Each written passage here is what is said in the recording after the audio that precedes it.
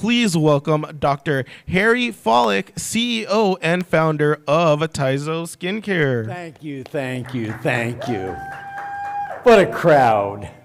What a crowd. Who would think that so many people would be so interested in their skin?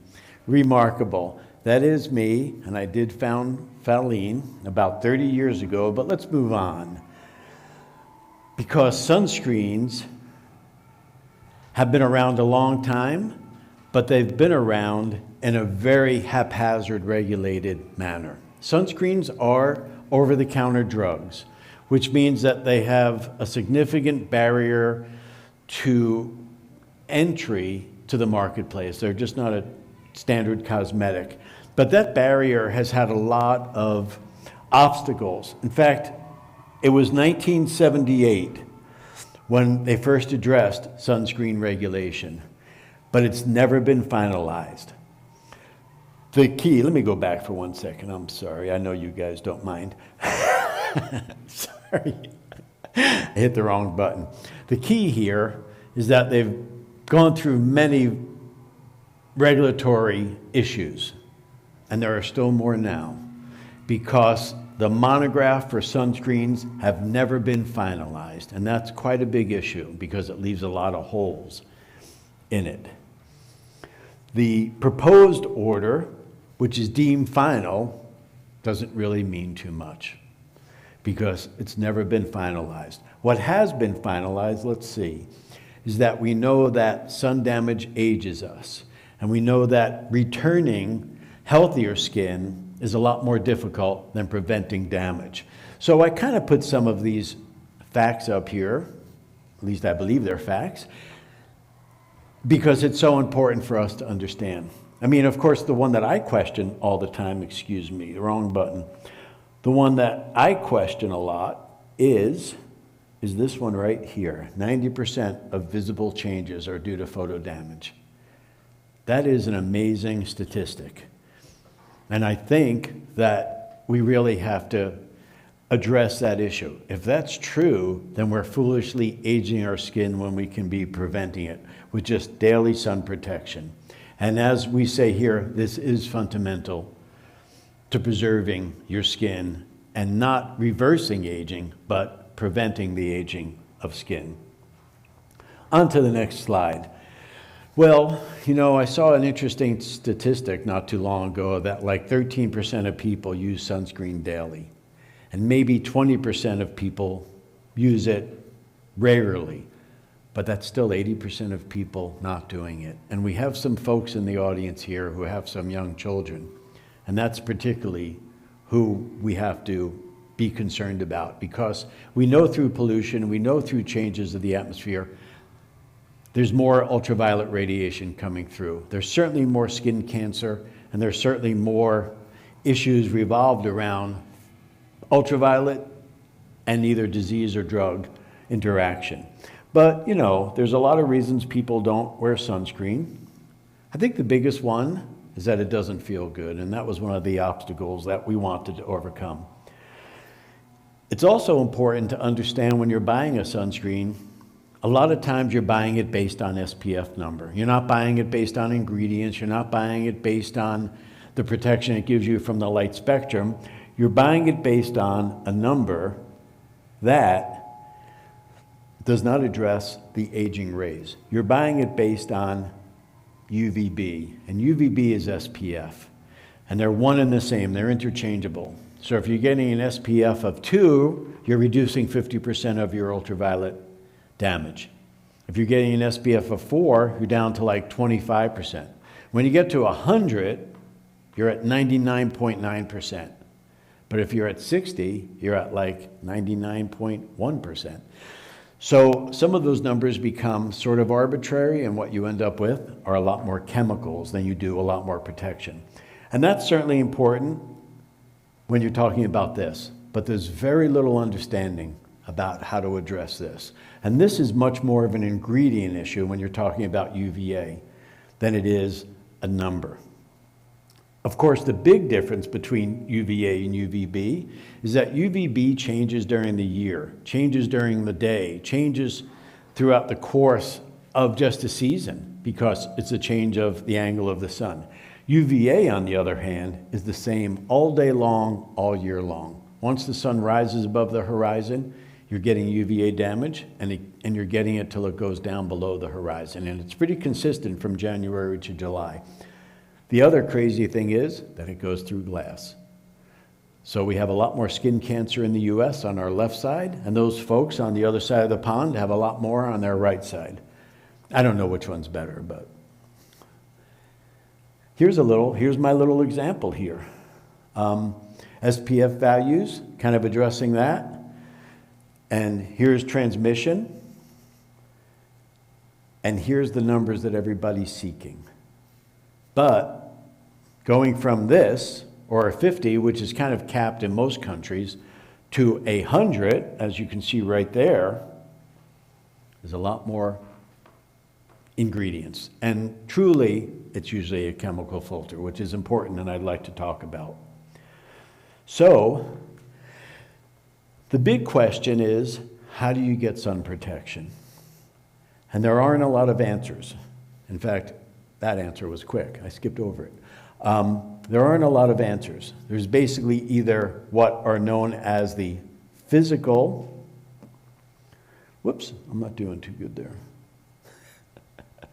Sorry. What are known as the physical reflectors versus the chemical or the organic absorbers. And this is the big distinction, and this is really the key point about sunscreen. It's how are you protecting your skin? How are you actually stopping this radiation coming 8 million miles away, penetrating through the sun's, the ozone, the atmosphere, and then coming into your skin and coming into your body. We know for sure that these have some distinct advantages. Let me get right to that. The distinct advantage is that these are small molecules, and they absorb right through the skin. These are known as the chemical absorbers because not only do they absorb sun, they absorb into us. These, on the other hand, are the physical reflectors, and these work like a shield. We do need zinc as a essential, ingredient for ourselves. I'm sorry, I don't remember that word, but we know that zinc is a fairly well-used and old ingredient, whether it's for diaper rash, antibacterial, whether it's a vitamin that you're taking, and we know that it doesn't absorb into the skin, even in the nanoparticle status, because nanoparticles actually never exist alone. They always agglomerate. So basically what we're looking at in the US are the physical reflectors of zinc and titanium. Zinc's a great product to use throughout the light spectrum versus the chemical absorbers, which are pretty much all defined into UVB ingredients, with the exception of avobenzone. Avabenzone's a UVA ingredient, and that's why you see so many sunscreens that will have 3, 4, maybe even 5 actives, and avabenzone's one of them.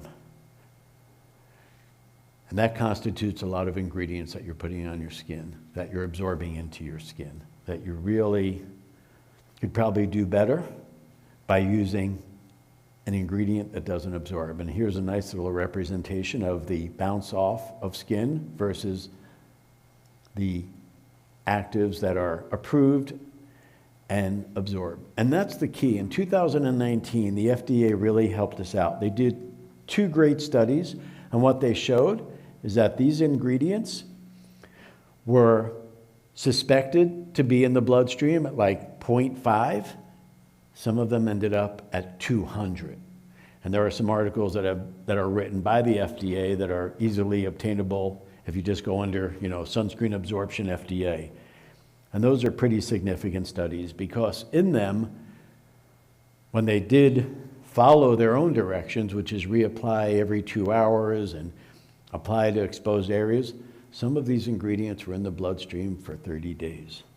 Really not necessary when you realize that you could just use this one ingredient and get throughout the light spectrum. That was good.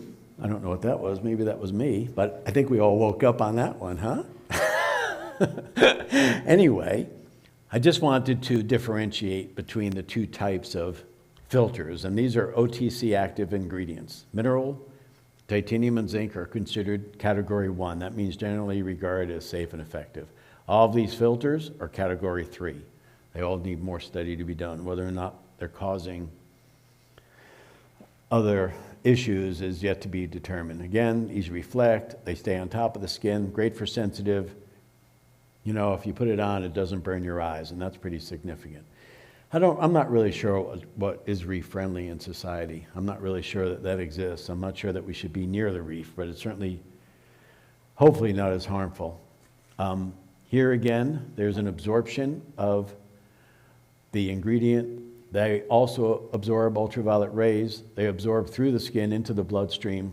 And a lot of allergies, they can be irritating and definitely shown to be damaging to the reefs. Certainly, probably there's not much that us humans do that are good for reefs, but that's certainly pretty significant. I put this slide on because we started doing some work with this kind of stuff, and there was a video that was on YouTube that said how the sun sees your skin. Oh, it's me. It really is me. Sorry. Anyway, this was amazing. We did this photography. We filtered out all the visible light and just left the ultraviolet. And what we saw was, as soon as we put a chemical sunscreen on, there was instant black. Black is the absence of light. It was being sucked into the skin. Over here, you see TiZO, our brand with mineral, and there's a kind of a silver reflection because it's coming off of the skin. Everybody thought this was great. This is not great. That's the absorption of light. So mineral filters deflect off the skin. Chemical filters or so-called organic filters absorb light right into the skin. Well, that's a pretty basic understanding of chemical versus filter. It's a basic understanding of SPF, which is just a UVB phenomenon. It's a basic understanding that there are ingredients that absorb in our skin, can cause allergy. And when you start adding up cumulative lifetime use, and if you folks have a 2-year-old and a 1.5-year-old, pretty significant. If you're putting sunscreen on them on a pretty regular basis, and people want this on a lot, you're getting a lot of buildup of those ingredients, in my opinion, unnecessarily, because they are very select. A lot of those ingredients that I showed you are really just windows of the light spectrum. It's not until you combine 4 or 5 of them that you really get protection throughout the light spectrum. Well, we talk about sunscreen a lot. I just want to jump through this for a second. I apologize. We talk about sunscreen a lot, but of course we always want to talk about the complement to it, because sunscreen is just a start. And addressing skin damage isn't just addressing protection, it's also addressing what happens to skin. And one of the first things that happen is you get a lot of free electrons and you need antioxidants. And we always like to sort of address that. We do put some antioxidants in our products, but I think there's a lot of products out there that do great antioxidation. This is what I think really matters. It's how to get yourself, and as a professional, how to get your patients, and particularly people that have had treated skin, whether it's laser, whether it's microdermabrasion, whatever you're doing, now they're more photosensitive. We recommend that you start right here. Look at the label. Don't just look at the active ingredients, unfortunately. Look at the inactive ingredients, because there's a lot of things, and in particular, I'm going to mention one, butyl-octyl salicylate. I can't say it. I'll try it again. Butyl-octyl salicylate is an ingredient that is not an approved OTC active, but it functions the same as a chemical sunscreen, and it's in the inactive ingredients. So truly, it's pretty hard to get a titanium or zinc sunscreen much above 40 or 50. To do that, you have to use other ingredients that can supercharge it, and butyl-octyl salicylate is just that. It's a chemical filter that is billed as a SPF enhancer. It's not an active, but it functions the same. It absorbs it. Then, of course, you have to find something you love, and then maybe they'll love it, but you have to love it first.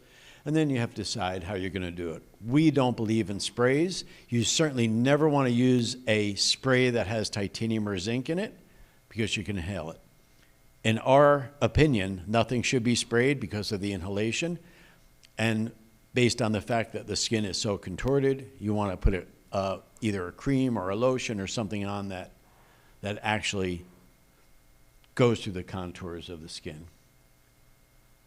And of course, you want to think about where you're doing it. Are you high up in the Rockies? Are you in the water? Is it something that you're just using on a daily basis, or is it something that you really need as a physical activity like biking or something? Well, thank you. Do I have any questions? Do I have any answers? Denise, do you have any questions? Actually, I do, Barry. Good, Denise, thank you. What about fragrance and sunscreen? Well, not something I believe in, but something, why? I think it's just an addition. Well, first, you have your fragrance, you use yours. What do you need mine for, right? You don't need my fragrance in my product, and if you use 4 products, now you have 4 fragrances. More importantly, they're irritating, and we want to minimize reactions. So that's sort of our belief in fragrance. And it's really starts with the potential reaction versus, what you want to smell like. But, people go to the beach, they like to smell like coconuts. That's kind of historical. But I think we should take a different look at sun protection. I think it's a lot more significant than just putting on the same old product all the time. I think it really means a lot, and it's been degraded.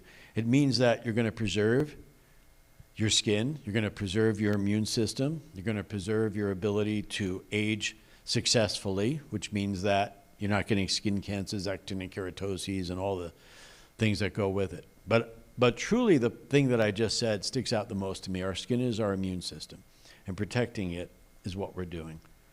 And we're not just protecting it from cancer, we're not just protecting it from aging, we're actually protecting it because just like our GI system, it has a lot to do with our immune response. And the healthier we keep it, the healthier we stay. Yes, sir. Let's get one from over the pond. What is the optimum SPF? I've heard that anything over 30 SPF is that true? Well, far be it from me to, decide what's right or wrong, but there's a couple of philosophies, and I've held on to a few of them depending where I am. I think the first thing is using an SPF product and using one that offers adequate protection like a 30, and that's a recommendation of the American Academy of Dermatology. But there are people that would argue, yeah, but that testing's done with way more product that you would ever use. So imagine that you're using a 30, you're probably getting a 15. And if the testing's correct at 30, that's great. It could be off, and maybe you're getting a 10. But even though people say that, that still to me doesn't justify using a crazy high number with a lot more ingredients. I think most of the countries around the world have it right. They cap it at 50 or maybe 50 plus. I think not capping it is a deception to the public, and that isn't right either, because if you see a product that's 100 or 110, doesn't that say to you, I'm 100% protected? I mean, then you go back to that same argument like, well, you're only going to get a half of that, so you're maybe a 50. But, do you like it enough? Are you reapplying it? Are you actually using it? Certainly if you're spraying it, you're not going to get that kind of coverage. I think ideal is somewhere between 30 to 50, and I think using it and reapplying when you need to, of course it says every 2 hours, but not everybody does that, but reapplying it sufficiently is probably the best approach. And that's, I believe, a good question because the whole business is built around a number. And the fallacy is that the number is UVB. The number is not the important wavelength. Really, that's UVA.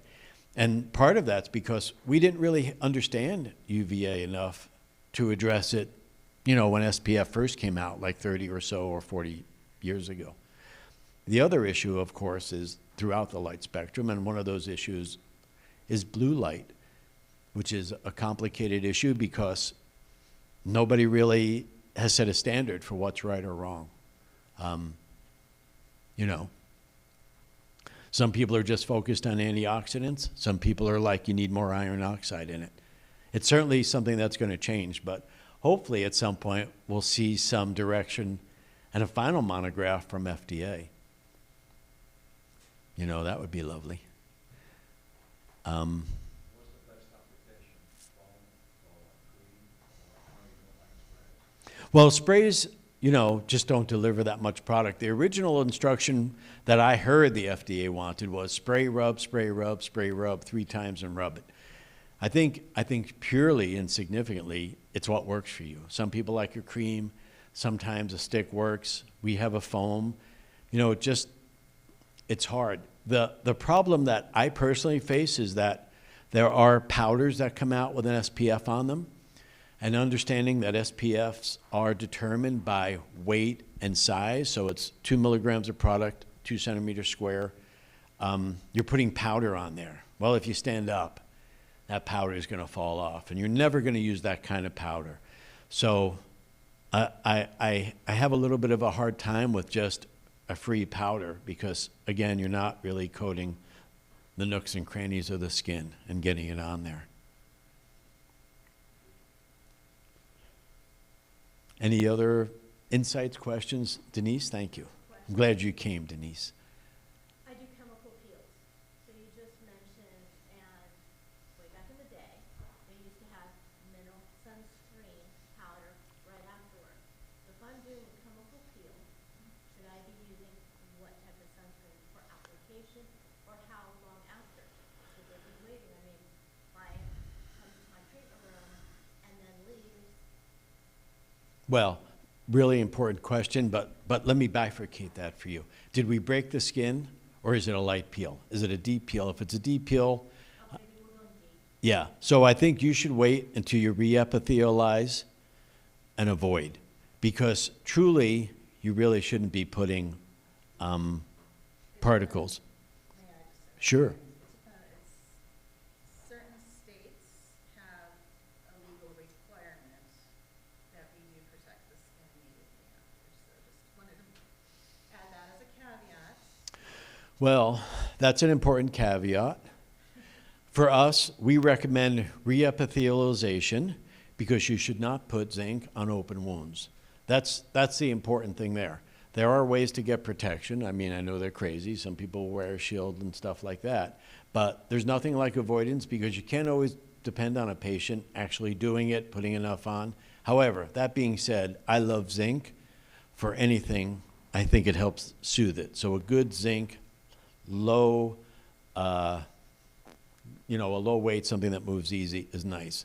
But let me take it back to the fact that, yes, protecting the skin's important, but putting stuff on opus skin is also pretty significant, I think.